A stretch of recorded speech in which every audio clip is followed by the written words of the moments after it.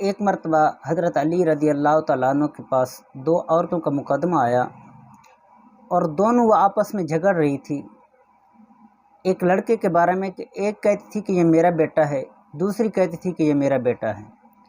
لیکن جب جھگڑا بہت طویل ہوا تو مولا کائنات نے فرمایا کہ میری بات سمجھو، جس کا بیٹا ہے وہ لے جائے، دوسری سے کیوں لیتی ہے؟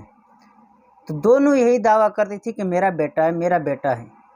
تو جب بات بڑھی، بات طویل ہوئی، تو مولا کائنات نے بڑا ہی زبردست انداز میں فیصلہ فرمایا ایسا کرو، آرا لے کر آؤ۔ پوچھا، ان دونوں عورتوں نے پوچھا کہ آرا کو کیا کرو گے؟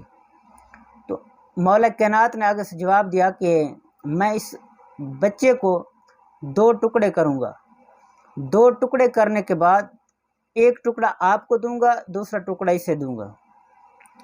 تو وہ جو اس کی اصل ماں تھی وہ تڑپ اٹھی، اس نے جب دیکھا کہ اسے 2 ٹکڑے کیا جائے گا، میرے لخت جگر کو، میرے دل کے ٹکڑے کو، تو وہ عورت کہنے لگی حضور بات یہ ہے کہ یہ عورت صحیح کہہ رہی ہے، آپ یہ بچہ اسے دے دیجئے، اس کے 2 ٹکڑے نہ کیجیے، یہ اسی کا بچہ ہے۔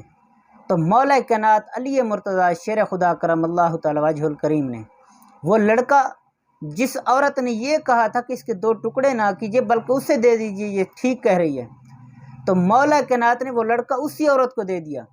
پوچھا گیا آپ نے یہ فیصلہ کیوں فرمایا؟